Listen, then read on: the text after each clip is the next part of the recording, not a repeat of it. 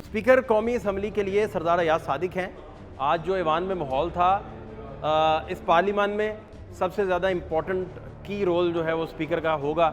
इतने बड़े नंबर में अपोजिशन अगर मौजूद है तो उसको कैसे टैकल करना है। अभी जिनसे भी हम बात कर रहे थे वो कह रहे थे कि अपोजिशन के शोल्डर अप लग रहे थे, गवर्नमेंट के डाउन लग रहे थे। इनसे पहले राजा परवेज़ अशरफ साहब जो हैं वो स्पीकर थे। उससे पहले असद कैसर साहब थे। असद कैसर साहब को राजा साहब ने PDM के दौर में रिप्लेस किया।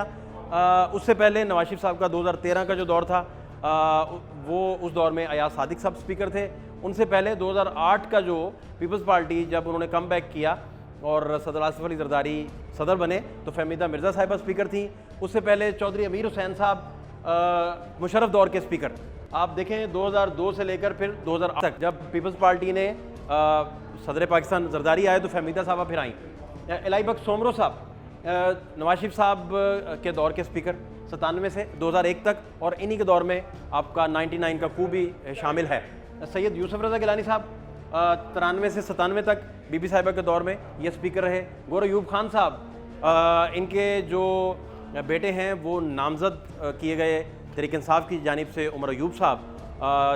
और ये आप देखें 90 से 93 तक नवाज शरीफ साहब के पहले दौर के स्पीकर। हामिद नासिर चट्टा साहब ये 86 से 88 तक, इसमें बीबी साहिबा का दौर भी शामिल है, ज़ियाउल हक साहब का उसमें दौर भी शामिल है। उससे पहले फ़खर इमाम भी ज़ियाउल हक साहब के दौर के स्पीकर, और मलिक मिराज खालिद भुट्टो साहब के आखिरी स्पेल, और ज़ियाउल हक साहब के भुट्टो साहब के स्पेल के बाद आप देखें इसमें मार्शल्लाह 70 वाला दौर भी आता है। और इसके बाद फिर 88 से 90 जब बीबी साहब की गवर्नमेंट आई तो तब भी ये स्पीकर थे। मज़ीद हालात भी आपको दिखा रहे हैं, हमारे साथ रहिए। सर कैसे हैं जी? खैरियत है? सर स्पीकरशिप दोबारा से बैलेंस हाउस को रखना इतनी बड़ी अपोजिशन के साथ और मरवत साहब के होते हुए कैसे देखेंगे चीज़ों को? सारे मेरे दोस्त हैं, मेरे भाई हैं, मेरे राब्ते भी हैं। ये पाकिस्तान की खातिर इंशाल्लाह यहाँ पे पॉजिटिव डिबेट होगी। नेशनल रिकन्सिलिएशन की ज़रूरत है, सबको इकट्ठे बैठ के तलखियाँ छोड़ने की ज़रूरत है और इंशाल्लाह करेंगे। आप पीटीआई इस्तीफे देगी तो अब तो दबा के नहीं बैठेंगे, मंजूर कर लेंगे? भाई इस्तीफे वो क्यों देंगे? वो हाउस का हिस्सा बनेंगे, कार्रवाई का हिस्सा बनेंगे। अपोजिशन को साथ लेके चलेंगे आप? क्यों नहीं?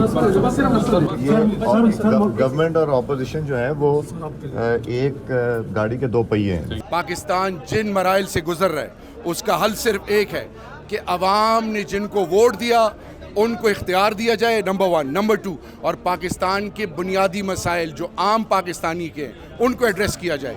आप इस वक्त पाकिस्तान के आम पाकिस्तानी की हालत आपने देखी है। 8 फरवरी को वो लोग जिनको हर कोई लड़ाई झगड़ा, क्यों लड़ाई झगड़ा हो? हम सब पाकिस्तान। राना साहब से कोई हुई बाद में, सनाउल्लाह साहब से कोई खतो खताबत, कोई राब्ता? किस हवाले से?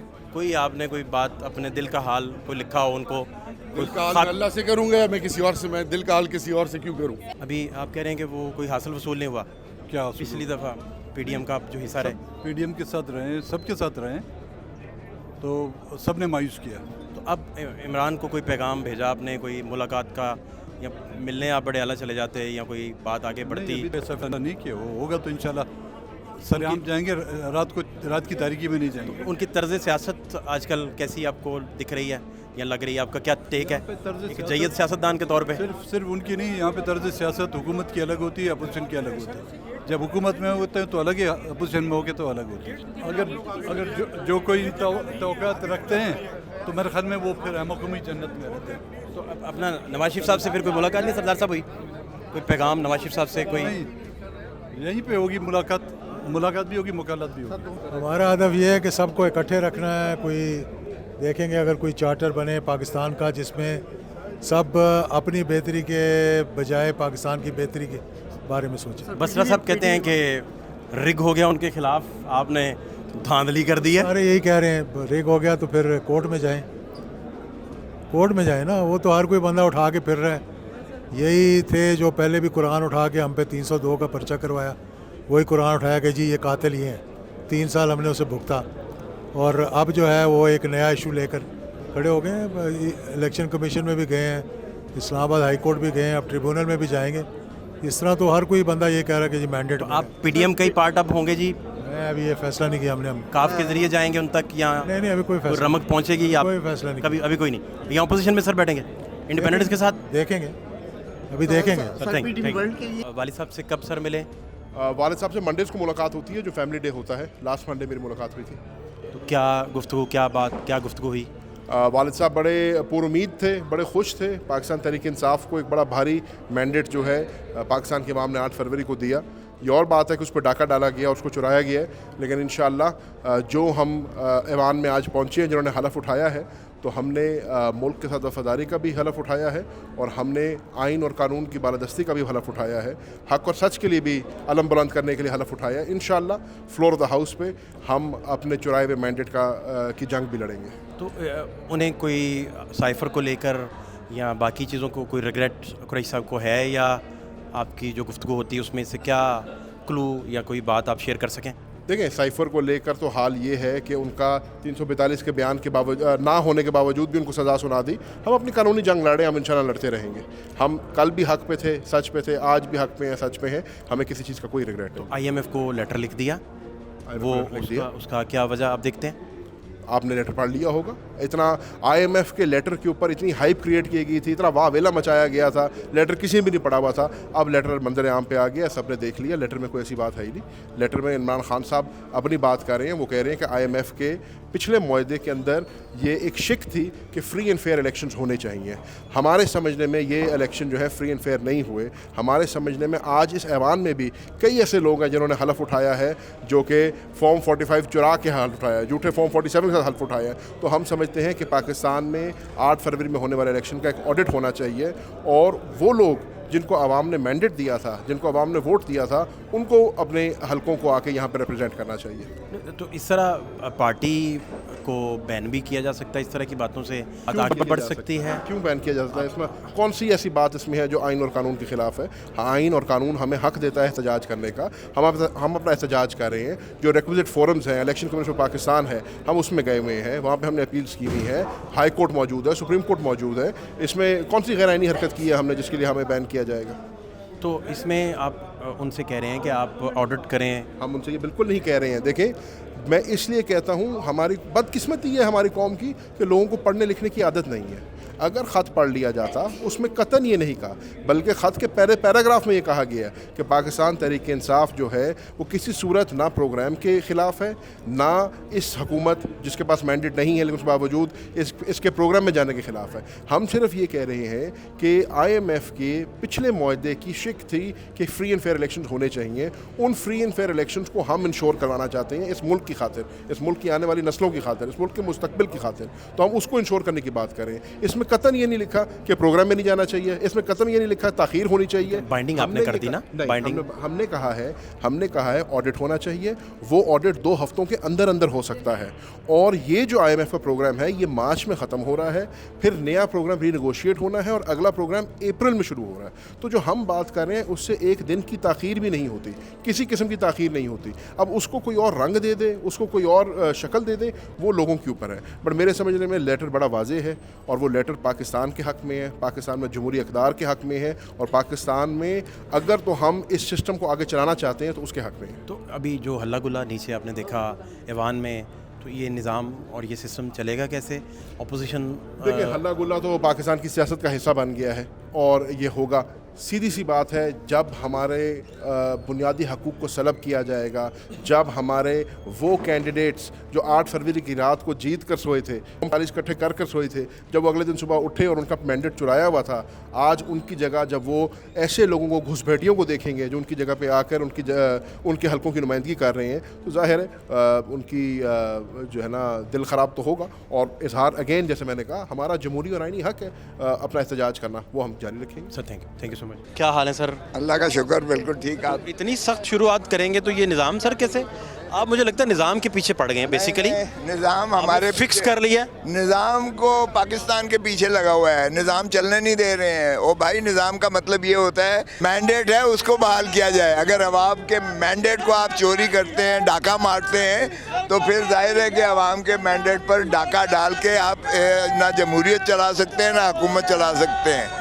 तो ये तो वाज़ेह सी बात है। तो अभी सर क्या इमरान खान साहब ने सुना है डांटा बड़ा सबको कि भाई पंजाब में आपने क्यों वॉकआउट किया और इधर जाके फिर करें काम सारा, सख्त करें काम? नहीं, वो तो उन्होंने फ्रॉड किया ना। वो तो आर्जी तौर पर अपना एहतजाज सिर्फ रजिस्टर करवाने के लिए बाहर निकले थे और अंदर से दरवाजे बंद करवा कर ने आपको जो है वज़ीर आला जो मुंतखब करवा लिया। वो तो उन्होंने फ्रॉड किया अपोजिशन के साथ। देखें, हमेशा होता है कि आप जब आर्जी एहतजाज करते हैं तो जाके आप उनको मना के अपोजिशन को वापस लाते हैं और उसके बाद कार्रवाई होती है। यहाँ तो वो 1 मिनट के लिए गए हैं और कुंडियाँ लगाकर और फिर उन्होंने पंजाब में ये कर दिया। तो ऐसी कोई बात नहीं है हमारी। कितने मजबूत वज़ीर आज़म होंगे शहबाज शरीफ, कितने मजबूत होंगे? मजबूत तभी होता है। रहे हैं वज़ीर आज़म पे, इसलिए हंस रहा हूँ कि वो वज़ीर आज़म है ही नहीं भाई। हारा हुआ शख्स जो है, जिनका मैंडेट जो है आवाम का चुराया गया हो, उस चोरी शुदा मैंडेट पर आपका क्या ख्याल है कि शहबाज शरीफ तो सीटें जीते नहीं अपनी? आपको किसने कहा है? लाहौर से 1 सीट नहीं जीते। मैं खुद लाहौर से जीता हुआ हूँ, मेरे इर्द गिर्द ही थे सारे ये हल्के।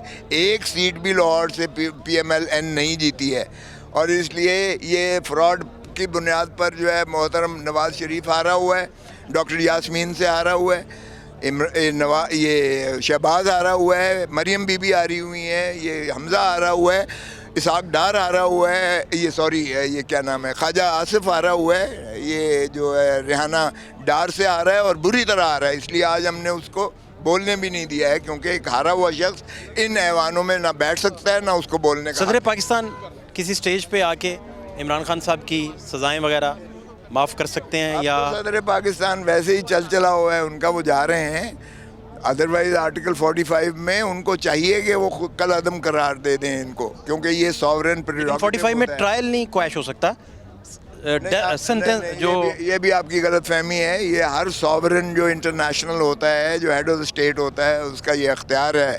उसमें आप देख लें अमेरिका में भी वो निक्सन को उसने वो केस ही ख़त्म कर दिया। आप सदर पाकिस्तान के मुशीर थे उस वक्त, अहमद रियाज शेख का उन्होंने सज़ा माफ़ की थी, वो क्वैश नहीं किया था। अगर 45 में गुंजाइश होती तो आप ट्रायल ही क्वैश करवा देते उस वक्त। नहीं, देखें, इसलिए कि सुप्रीम कोर्ट ने उनकी जो है वो बहाल कर रखी थी। यहाँ सुप्रीम कोर्ट की लेवल का तो मामला गया ही नहीं है। यहाँ तो एक ट्रायल कोर्ट ने जिस तरह बुलडोज किया है वो सारी दुनिया ने देखा है। कानूनी नुक्ता दोबारा प्लीज़ समझा दें। मैं आपको बता रहा हूँ कि वो जो था शेख रियाज वाला, ठीक कह रहे हैं आप, उस वक्त सुप्रीम कोर्ट ने उनको जो है वो किया था और सुप्रीम कोर्ट का आर्टिकल 189, 190 में वो वाजिब होता है हर एक पर। ये ट्रायल कोर्ट की जो है ये इमरान खान की है और ट्रायल कोर्ट ने भी इस अंदाज से किया है कि सारे ज़वाबित और कवायद को उन्होंने जो है ज़िबा करके जो है सज़ाएँ की हैं जिनका कानूनी और इखलाकी कोई जवाज़ नहीं है। सो इसलिए इसमें और उसमें ज़मीन आसमान। इमरान खान खुश हैं सदर से, राज़ी हैं उस पर? अब ये तो उनसे पूछिएगा, लेकिन ये इस बात की उन्होंने तायीद की है कि जो सदर आरिफ अलवी ने वो समरी मुस्तरद की थी, ये आज हमने हाउस में भी ये बात का रेज़ की है कि हाउस मुकम्मल नहीं है और जब तक हाउस मुकम्मल ना हो, जिसमें 326 जो है अरकान का होना ज़रूरी है, जिसमें 60 ख़वातीन हैं, 10 उसमें जो है अक़लियती नशिस्तों के हैं, 70 वो अशख़ास हैं, 70 में से हमारा 26 और 29 हमारे बनते थे, PTI के बनते थे, जो नहीं अभी तक नोटिफाई हुए हैं। सो इसलिए हमने कहा था ऐवान नामुकम्मल है और जब तक ऐवान मुकम्मल ना हो तब तक आप कार्रवाई नहीं कर सकते। और यही सदर आरिफ अलवी ने कहा था कि पहले ऐवान को मुकम्मल कीजिएगा और उसके बाद जो है आप तारीख़ मुकर्रर करें। और इसलिए ये कहना कि जी 29 दिन हुआ चाहते हैं और आइनी तकाज़ा है, कौन ये कहने वाले जो आइन को मानते ही नहीं हैं, जिन्होंने सरज़मीन बेआइन बना दिया था, जिन्होंने 90 दिन के जो है हवा में बखेर के फेंक दिए थे, वो हमें आइन की बातें करते हैं। अभी सबको आप इकट्ठा कर दें, बिठाएंगे नहीं तो ये हमारा कैमरा भी बंद हो जाएगा, आप भी जेल में होंगे, हम भी जेल में होंगे, फिर क्या बनेगा? वो वैसे ही भाई 25 करोड़ आवाम की ये जेल ही तो बनी हुई है। पाकिस्तान आपको किसने कहा कि आज़ाद है? हम तो सही असली आज़ादी के लिए लड़ रहे हैं। हम पाकिस्तान के अवाम की, आप सियासी लोग रास्ता तो निकालें, बच्चों की, हम आज़ादी के लिए ही तो लड़ रहे हैं। और इमरान खान किस लिए जेल में पड़ा है? आपका क्या ख्याल है? इमरान खान तो दुनिया का सेलिब्रिटी है, वो दुनिया के किसी मुल्क में भी पुरताइश ज़िंदगी। शायद कोई अच्छी डील ऑफर हो तो वो क्या भी बात है, वही करें जो पहले करते रहे। इमरान ने कहा है ना मैं डील करूंगा और ना मैं मुल्क छोड़ के जाऊंगा, इन चोरों डाकुओं की तरह कभी नहीं जाऊंगा, मेरा मरना जीना यही है। मैं पाकिस्तान की सारी जेलों में तो मुझे फिरना मंजूर है, आपका लेकिन बहुत- असली आज़ादी लेकर ही आपका बहुत ज़्यादा तजर्बा है। आप पीपल्स पार्टी की ट्रेनिंग भी है, आपको पता है डीलें करनी पड़ जाती होती हैं। आसिफ अली जरदारी साहब को भी आपको याद है। अगर डील करते करते तो यहाँ तक हम ले आए हैं अपना। देखें, जब तक डीलें बंद नहीं करेंगे, और यही इमरान खान का है, कोई डील नहीं होगी, ये मैं लिख के आपको दे रहा हूँ, और इमरान खान डील नहीं करेगा। और जब तक ये बंद नहीं होगा सिलसिला, तब तक जमहूरियत इस मुल्क में नहीं आएगी और सही आज़ादी नहीं आएगी। आप आज से तय करके बैठे हैं कि इलेक्शन री इलेक्शन हो या आपका मैंडेट आपको वापस मिले कम से कम, तो इसमें तो फिर मुहाजरा ही है, ये चलेगा ही नहीं निज़ाम। आप फिर वो आपको सारे लोग कहेंगे कि आपने चलने ही कुछ नहीं दिया, जो बची खुची जमहूरियत थी। आप देख लें अवाम किस तरह रिएक्ट करती है, आपको नज़र आ जाएगा। देखें, इमरान अवाम नहीं चाहती, फिर हम में और फिर बाकी जमातों में कोई फ़र्क ना रहा। अगर हमने डील करके पावर पॉलिटिक्स करनी है तो हमारे लिए बड़ा आसान है। हमें पाकिस्तान मरकज़ भी मिलता था, हमें बाकी चारों सूबे भी मिलते थे। एक सेकंड में हम पीपीपी से सिर्फ इत्तेहाद कर देते, नून आपको नज़र ही ना आती, कहीं भी नज़र ना आती नून। ये तो इतना बाएं हाथ की थी। और आप नकब लगाएं, जरदारी साहब से विंडो खोलें, जी नहीं, बिठाएं गट्ठे लेके चलें, देखें यही तो काम प्रॉब्लम बचा लें, नहीं तो हाँ, तो फिर किसी और के मरहून हो जाएं। फिर जब वो चाहें वो उस कोलिशन को तोड़ के तो फिर आपको बाहर उठा के फेंक दें, और फिर अवाम जो है तज़ब्ज़ब में आ जाए, फिर ग़ुलामी की दहलीज़ में आप चले जाएं। यही आप चाहते हैं, यही होता चला आ रहा है, और ये इमरान ने नहीं होने देना। इस मरतबा असली आज़ादी और सही आज़ादी आके रहेगी, और तभी आएगी जब आप इस किस्म की डीलें नहीं करेंगे, जब आप इस तरह कॉम्प्रोमाइज़ नहीं करेंगे जो मुल्क की मफाद के ख़िलाफ़। ना हो इमरान पीछे मुड़ के देखें तो अपने लोग ही नज़र ना आए, नहीं, पब्लिक तो चले अलहदा में मेम्बरान की बात। ओ भाई साहब, इमरान अंदर था, इमरान को सजाएं हुई थी, पार्टी को तितर बितर कर दिया था, बाकी सारों को अंदर किया था। अवाम कैसे निकली है? अवाम ने अपने आप को मुसल्लम करवाया है। अवाम ने कहा बहुत हो लिया, अब हम कोई ऐसी जो है वो चीज़ नहीं करेंगे जिससे हम अपना हक पर डाका मारने दें। सो अवाम ने बग़ैर सिंबल के, क्योंकि देखें ये कोई बल्ले का वोट नहीं था, ये इमरान का वोट था। लोगों ने इमरान के कैंडिडेट्स ढूंढे हैं। ये पहला इलेक्शन था जिसमें लोग कैंडिडेट ढूंढ रहे थे, और लोगों ने जो है सिंबल्स ढूंढे हैं जाके, और लोगों ने अपने पोलिंग स्टेशन ढूंढे हैं, बूथ ढूंढे हैं। वो खज्जल ख्वार होते रहे, लेकिन मौलाना फजलुर रहमान भी सख्त बातें कर रहे हैं, वो आउट ना हो जाएं सियासत से, अल्ताफ़ हुसैन ना बन जाएं, कुछ समझाएं, ये बचेगा क्या, बनेगा क्या? मैं तो ये आपसे जानना चाह रहा हूँ। देखें, मौलाना साहब का तो आप मौलाना साहब से पूछें, लेकिन जो असूल पर डटा रहता है वही कामयाब होता है। जो असूल से कॉम्प्रोमाइज़ कर लेता है, समझौता करता है, वक्ती तौर पर यकीनन उसको इक़्तिदार मिलती है, मनफ़ियत मिलती बीबी है। साहिबा ने भी बहुत सारी जगह बनाने के लिए बैकफुट पे गई, फिर अपनी जगह एग्जर्ट करती थी, तो इस वक्त समझते नहीं। ऊपर से IMF को ख़त आपने लिख दिया है, पार्टी बैन करवा लेंगे तो फिर बनेगा क्या? ऐवान में भी नहीं होंगे। तो पीपल्स पार्टी का फिर आपने हाल देख लिया है, पंजाब में और बाकी सूबों में देख लिया है। सिंध में जो वडेरा राज है वो आपने देख ही लिया है। MQM की जो है 17 सारी की सारी सीटें जो है जाली दी गई हैं, आपको वो नज़र आ रहा है। PTI की सीटें थी वो। और आज अगर इमरान खान को छोड़ दें, आज छोड़ दें इमरान खान को, एक हफ्ता दे दें, अगर ये सारे के सारे फारिग ना हो जाए ना, तो मुझे जो मर्जी कह लेना। अस्सलाम वालेकुम खान साहब, ठीक हैं? तो आपके दोस्त तो नहीं, आपको आप जेल तक पहुंचा दिया सर आपने? मैंने तो नहीं पहुँचाया जी, ये तो अल्लाह की तरफ से है। तो ले आए जाके उन्हें, क्या देर जेल अडयाला कौन सा दूर है सर?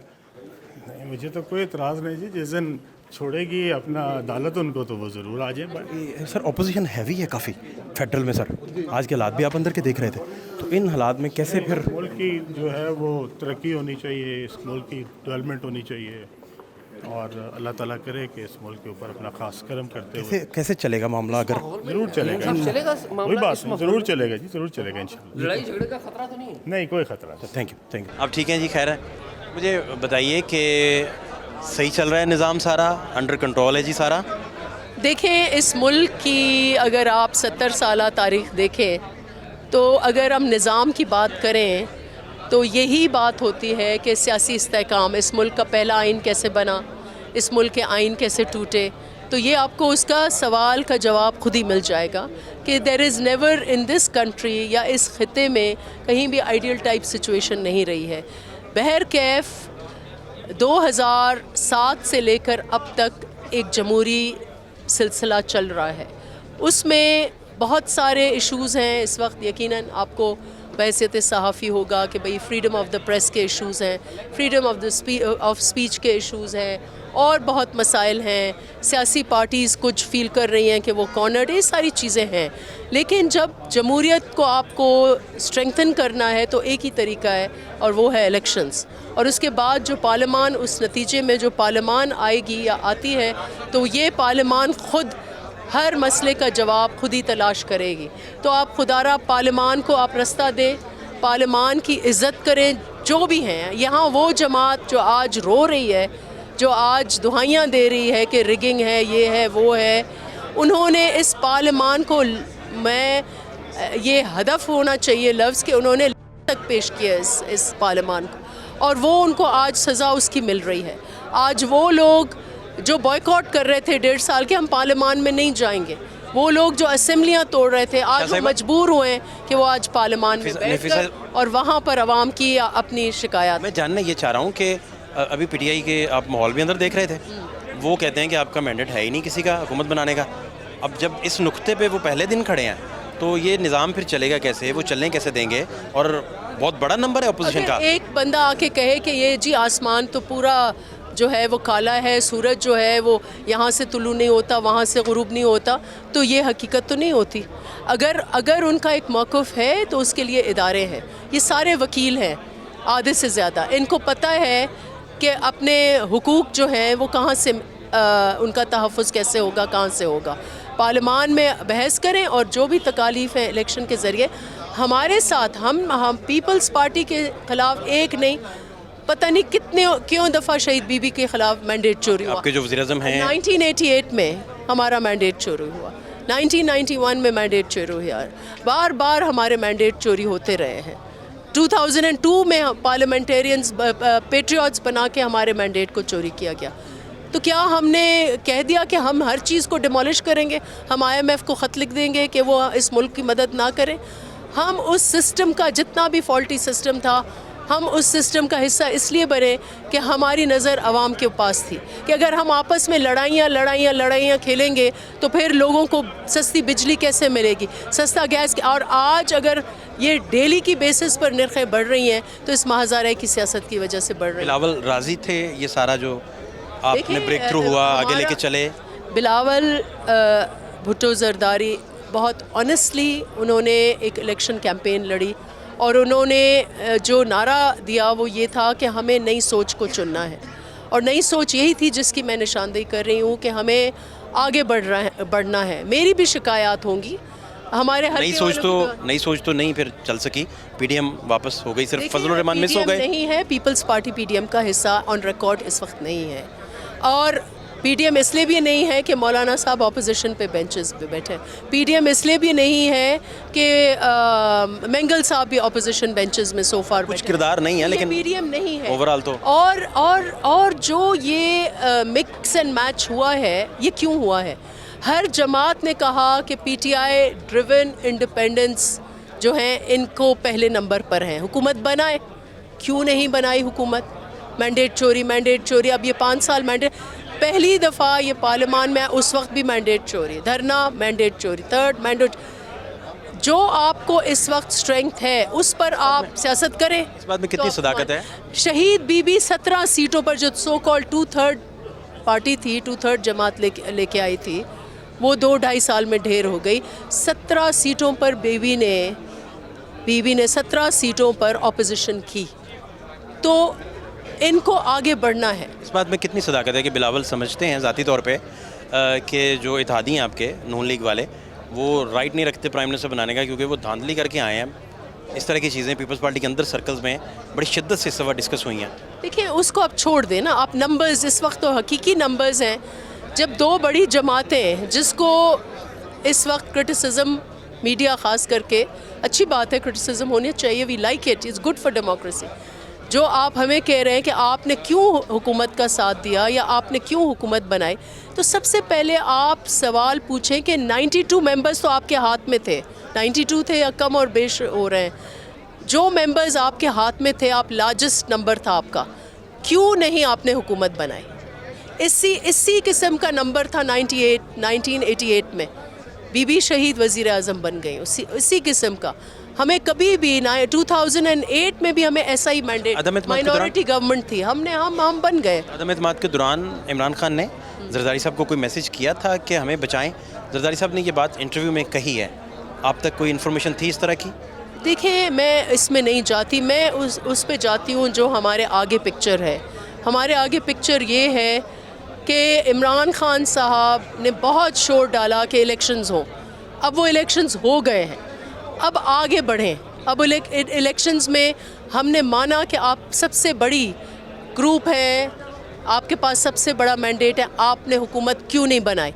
अब आप शोर क्यों मचा रहे हैं? जब आप हुकूमत बना सकते थे तो आप बनाएं। और अगर ये भी आपको अब रिकॉर्ड पे है कि पीपल्स पार्टी ने इंगेज करने की कोशिश की उनको, जब उन्होंने ख़ुद अच्छा कहते हैं हम जी PDM उन जमातों में जिन्होंने नो कॉन्फिडेंस किया, हम उनसे रब्ता नहीं करेंगे। तो आप उनसे पूछें तो मौलाना साहब के साथ आप कैसे मिल गए?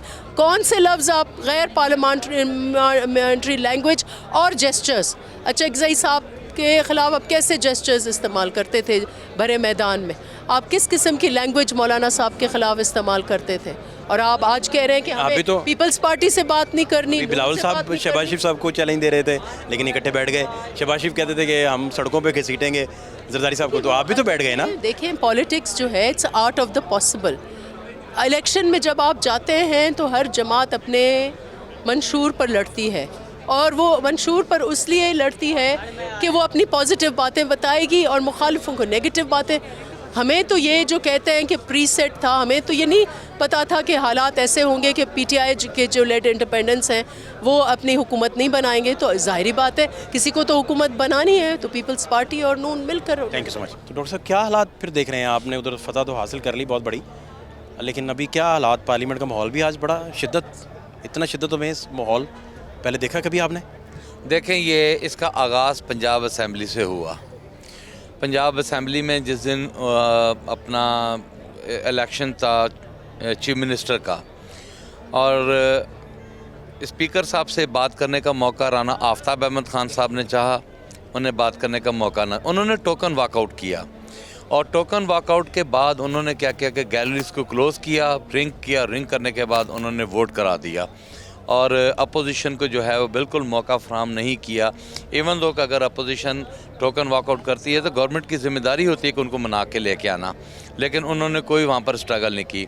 ऐसे ही आज जब हम यहाँ पर आएँ तो आज हमारा पहला तो ये था कि हमारे साथ जो ज़्यादती हुई है फॉर्म 45 के हवाले से, हमारी रिज़र्व सीट्स के हवाले से, ये दो चीज़ें जो हैं ये तो हमने हाईलाइट करनी थी। तीसरा हमारा मेन था कि हमने अपने लीडर इमरान खान साहब की रहाई के लिए इस फोरम पर आवाज़ अब उठानी थी, और वो जो कि आज हमने उठाई। उसके बावजूद भी स्पीकर साहब ने हमें बात करने का मौका नहीं दिया, क्यों? जबकि पॉइंट ऑफ ऑर्डर जो है उसकी कॉन्स्टिट्यूशनल वैल्यू थी और वो उन्हें देना चाहिए था। उन्होंने ना दे के फिर मौका फराहम किया अपोजिशन को, और फिर अपोजिशन ने जो है अपना एहतजाज रिकॉर्ड कराया। और मेरा ख्याल है कि ये एहतजाज हम रिकॉर्ड कराते रहेंगे। हमारा मैंडेट चोरी हुआ है, हमारा मैंडेट चोरी होने के बाद यहाँ पर हुकूमत बन रही है।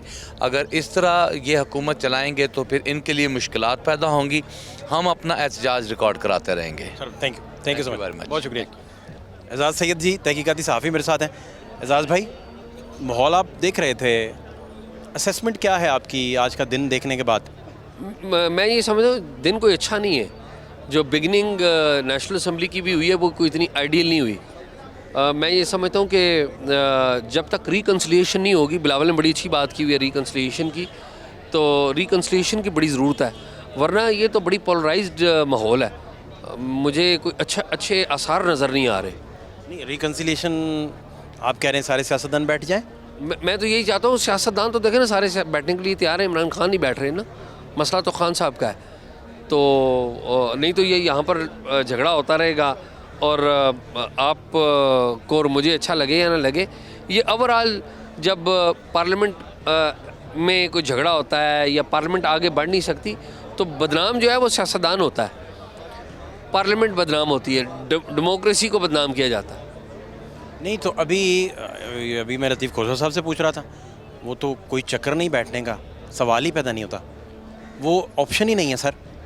तो जो ऑप्शन ही नहीं है सॉफ्टवेयर में, वो कैसे क्लिक हो? फिर गाड़ी का एक्सीडेंट होगा तो गाड़ी के सारे पैसेंजर मारे जाएंगे ना। बस दुआ ये करें कि एक्सीडेंट ना हो। तो ड्राइवर बच जाएगा? ड्राइवर भी नहीं बचेगा। ये फिर बात आप सही कह रहे हैं कि बात फिर ख़राब हो जाएगी मज़ीद? मैं तो वही कह रहा हूँ कि अगर पाकिस्तान की पार्लियामेंट ने स्मूथली रन ना किया और सिस्टम स्मूथली रन ना कर सका और आपकी जो इकॉनमी है वो ठीक नहीं होगी ना, तो इकॉनमी अगर ठीक ना हुई तो फिर तो बड़ा एक्सीडेंट हो सकता है। बिलावल साहब पीपल्स पार्टी के अंदरूनी हलकों से जो बातें बाहर आती थी उसमें वो ये समझते हैं कि उनके इत्तेहादी बहुत बड़ा मैंडेट नहीं था उनका और वो उनके साथ आ गए, वो ये समझते हैं। वो भी फिर अपने इत्तेहादियों के साथ कैसे चलेंगे? बड़ा मुश्किल हो जाएगा बिलावल के लिए भी। अब देखिए ना, जो पहले फेज़ के अंदर PTI तो ज़ाहिर है अपोजिशन में बैठी हुई है, लेकिन जब PIA की प्राइवेटाइजेशन की मंजूरी दी है काबीना ने, अपने आखिरी इजलास में निगरान काबीना ने, वो आया आपने IMF की रिक्वायरमेंट के तहत उसे प्राइवेटाइज़ करना है, और जब वो प्राइवेटाइज़ करेंगे तो अपोजिशन इस पर एहतजाज करेगी और पीपल्स पार्टी के लिए भी बड़ा मुश्किल होगा इस सारे प्रोसेस को आगे लेके जाए। बस एक्सीडेंट ना हो, बाकी सब ठीक है। तो आप इमरान खान साहब ने, बल्कि कल रिपोर्ट भी हुआ जर्नलिस्टों ने किया कि उन्होंने बड़ा बुरा मनाया कि आपने पंजाब असम्बली में मरीम बीबी को तकरीर कैसे करने दी। तो आज वो कह रहे हैं कि ये मैंडेट ही इनका ठीक नहीं है, हमारा हक बनता है। तो ये लड़ाई तो बहुत बड़ी है पॉलिटिशियंस के दरमियान जो है। इमरान खान साहब को आज नहीं तो कल टेबल पे आना पड़ेगा। वो जो विकेट उखाड़ने के चक्कर में विकेट उखड़ी तो उन्हें भी कुछ नहीं मिलेगा, वो भी फिर नुकसान उनका भी होगा। विकेट ना उखाड़ने तो ज़्यादा बेहतर बात है। अगर वो बैठ जाएं तो इसमें क्या फ़ायदा है? बैठ जाएं तो पाकिस्तान आगे बढ़ेगा। अगर विकेट उखाड़ दी गई तो पाकिस्तान भी आगे नहीं बढ़ेगा और कोई भी आगे नहीं बढ़ेगा, नुकसान होगा सबका। खैरियत है जी? खैरियत से ठीक ठाक। आपने फिर अपना हरा दिया, वो कहते हैं मेरे खिलाफ धांधली हो गई है। वो आप क्यों, जावेद साहब क्यों कहता है? वो कैसे धांधली होगी उसके खिलाफ? किसी कोर्ट में गया, किसी अदालत में गया? क्यों तंग करते हैं आप उन्हें? फॉर्म 47 है, संगदिल हैं आप इतने, वो रिजल्ट पत्थर के सनम बने हुए हैं आप। वो रिजल्ट सुनने नहीं आया, रिजल्ट सुनने तो आता, गेट पे ही आता, कम से कम बाहर से देख के जाता। उसको पता था जो उसके साथ होने वाली है, जो अवाम ने उसके साथ करना है, तो बस उसके जो दिन थे। आपने कैसे प्लान किया ये धांधली जो जावेद साहब कह रहे हैं उनके खिलाफ हो गई है? आपने प्लान कैसे की होगी, मैं ये समझना चाह रहा हूँ। नहीं, मैं सबसे पहले ये सोच रहा हूँ कि वो कोई ऐसी चीज़ उसके पास हो, फॉर्म 47, कोई ऐसी चीज़ हो, 45, फॉर्म 45, वो 47 में उसका दिल था मुझे 47 में ला दें, ख्वाजा आसिफ की तरह, नवाज शरीफ की तरह, और जो उनके दीगर लोग आए हैं। आपको रहम नहीं आता उन पे? तो मैं अभी ख्वाजे को भी कह रहा था, मैं कहा आपने इसी फ्लोर पे कहा था, सीनियर पॉलिटिशियन है, बरदरान के साथ क्या किया, हमारी माँ रेहाना के साथ आपने क्या किया? तो सब सीनियर पॉलिटिशियन है, आप सख्ती इतनी हमारी माँ के साथ इस तरह का रवैया करते हुए, जिसको शर्म नहीं आती, फिर हमें भी ऐसा नहीं करना चाहिए। निज़ाम लिपट जाएगा इस तरह, तो आप इतनी सख्ती करेंगे तो ठीक होगा इंशाल्लाह ताला, निज़ाम दुरुस्त होगा, निज़ाम बेहतर होगा इंशाल्लाह ताला। इतनी आप शिद्दत से जब लड़ेंगे अपने ही लोगों से जो पॉलिटिशियन है सारे? शिद्दत नहीं, ये हम मोहब्बत से कर रहे हैं उनसे बात, उनसे प्यार से बात कर रहे हैं। जो हारे हुए उनके साथ भी, और जो यहाँ पे फॉर्म 47 वाले भी हैं, 45 वाले भी हैं, उनके साथ भी करते रहेंगे इंशाल्लाह ताला। इनकी जो थोड़ी बहुत रह गई है ना, वो भी इनके ठिकाने आ जाए। जावेद लतीफ़ साहब ने आपको मैसेज किया या कॉल व्हाट्सएप पे मुबारकबाद दी उन्होंने? ज़र्फ़ वाले लोगों की बात है, आप किसकी बात कर रहे हैं? कम ज़र्फ़ की बात करते हैं, ऐसा तो ज़र्फ़ वाले लोग करते हैं यार। अच्छे इस तरह की, वो तो बड़े खुले दिल के नहीं है। खुले दिल के होते तो आज उधर बैठे होते, खुले दिल के होते तो शायद अवाम उसे मुंतखब ना करती। कई दफ़ा जीते भी, देखें कितना जीतते भी हैं, इस दफ़ा चले हार गए। बस वो अवाम को नहीं ना समझती तब, अब अवाम जान गए हैं सब कुछ। आप किसी कॉल कर देते कि चले कोई नहीं, आप हार गए तो कोई बात नहीं, चलने वाली नहीं है अवाम। हाँ, वो खुले दिल का मुजाहरा करके आप कॉल कर देते कि चलें जी, हार जीत होती रहती है, इसमें क्या ऐसा? तो आपके पास नंबर है उनका? मेरे पास अभी कॉल कर लें? हाँ करें कॉल, मिलाते हैं, कॉल अभी मिलाते हैं। आप उन्हें मुबारकबाद दें। मिलाएं। एक सेकंड, जावेद साहब जी,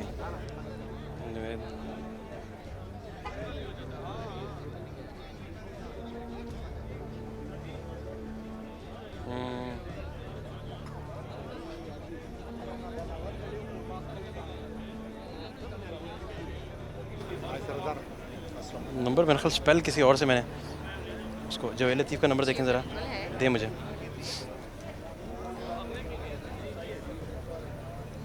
ये बड़ा अच्छा जेस्चर है आपका, इट्स गुड।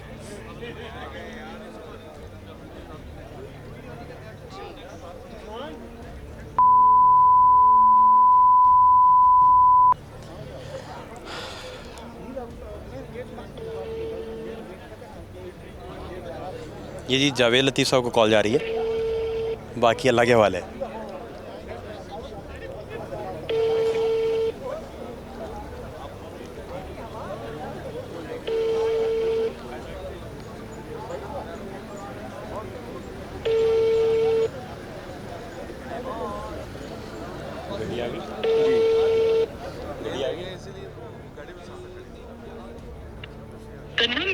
एक डायल और देंगे जी, बाद में फिर सर को रिकॉर्ड कर लेंगे। मेरा हो सकता है मेरा नंबर भी उनके पास सेव ना हो, पॉसिबल है। सियासतदान को सबके नंबर लेने चाहिए। हाँ जी, जारी बात है।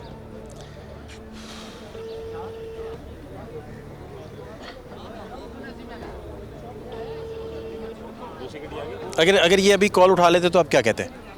वो मैसेज इस तरह चला जाएगा। आपने बात तो आपने करवानी है ना, आपने कहा मुबारकबाद आप दे दें। तो अभी दे दें मुबारक, खैर है कि हार भी गए, खैर है। वो मुझे मुबारक देखे, मैं उसको मुबारक आप कह दें कि भाई मुझे नहीं दी, आप उन्हें कहें कि ठीक है आपने नहीं मुबारक मुझे दी। अच्छा, उस तक हार गए हैं, उस तक बात तो पहुंची है ना, अभी दोबारा उसका ज़र्फ चेक करते हैं कि क्या करता है वो। ठीक है, वेट करते हैं। आप कह दें कि अपना जावेद भाई खैर है, हार जीत होती रहती है, इसमें क्या है, आप भी पॉलिटिशियन है, मैं भी पॉलिटिशियन हूँ। कोई बात नहीं है, ये तो अच्छी बात आपने की है। हार जीत तो सभी के साथ होती रहती है, लेकिन आपने जो बात उनको कही है, अब देखते हैं वो क्या कहता है। जैसे आप कह रहे हैं कि अब उनकी कॉल आनी चाहिए, आप बेसिकली कह रहे हैं, बल्कि आपने बाकायदा मेरे पास रिकॉर्डिंग है जिसमें आपने कहा कि नंबर मिलाएं, मेरी बात करवा दें। इसका यही मतलब था कि मैं तो दोबारा कह रहा हूँ, अभी भी कह रहा हूँ, फिर मिला लें आप तीसरी। ये मैं एक दफ़ा शायद ये उठा लें जी, एक ट्राई और करते हैं। ये उनको पता चल गया, खड़े हुए आप उनके पास, वो काट रहे हैं, वो लाइव जा रही है, नहीं उठाएंगे। Thank you so much, thank you so much. Rida Saifi हमारे साथ मौजूद हैं, बड़ी प्रोमिनेंट जर्नलिस्ट हैं, एंकर पर्सन हैं, कराची बेस्ड हैं, बड़ा अच्छा शो करती हैं। क्या हाल है जी आपके, खैरियत से? थैंक यू फहद, आप कैसे हैं? आप भी बहुत अच्छा शो करते हैं। बहुत शुक्रिया होगा। मुझे बताइए क्या आज को फील आपकी क्या थी अंदर बैठे हुए, क्या आप अभी प्रेडिक्ट कर सकते हैं या बता सकते हैं? देखिए, मैं तो एक ही बात कह रही हूँ और थ्रू आउट एक महीने से, वो ये कि देखिए ये इतने महंगे इलेक्शंस हुए, सब कुछ हुआ, लेकिन जिस तरह के नताइज आए और जो सूरत हाल इस वक्त पार्लियामेंट में बनी हुई है, आप भी जानते हैं, हम भी देख रहे हैं, वो हम सबको 18 महीने पहले ही ले जाके वहीं खड़ा कर दिया है जो थी सिचुएशन। 18 से भी पीछे नहीं थोड़ा चले गए? और पीछे चले 2-4 महीने और पीछे ले जाएं, वही पोजीशन पे ले गए। हाँ, सेम वही सिचुएशन है, क्या उस वक्त था वही सिचुएशन, सेम वही है, आपस में लड़ाई वही है। आज पहला दिन था और आपने देखा कि किस तरह से पार्लियामान में हाल हो रहा था अंदर, तो it was like a fish market, लेकिन अब वो बात वहीं पर आ गई है। अब देखना ये है कि ये किस तरह चला सकेंगे, क्योंकि जो अपोजिशन है वो बहुत स्ट्रांगली अपना जो पॉइंट है उसको प्रेजेंट भी कर रही है, और IMF के पास जो ख़त गया उसके बाद से तो आपको पता है कि इसका क्या हालात बने हुए हैं। तो ऐसी सिचुएशन में अगर डेडलॉक ही रहता है तो फिर हुकूमत, चूँकि एक बाप का, गार्जियन का मैं तो समझती हूँ कि किरदार अदा करती है, तो अगर वो भी आगे बढ़ के नहीं चलाने की बात करेगी, मिल बैठने की नहीं बात करेगी अपोजिशन के साथ, तो फिर तो मेरे ख्याल से बहुत मसला हो जाएगा, आई बिलीव।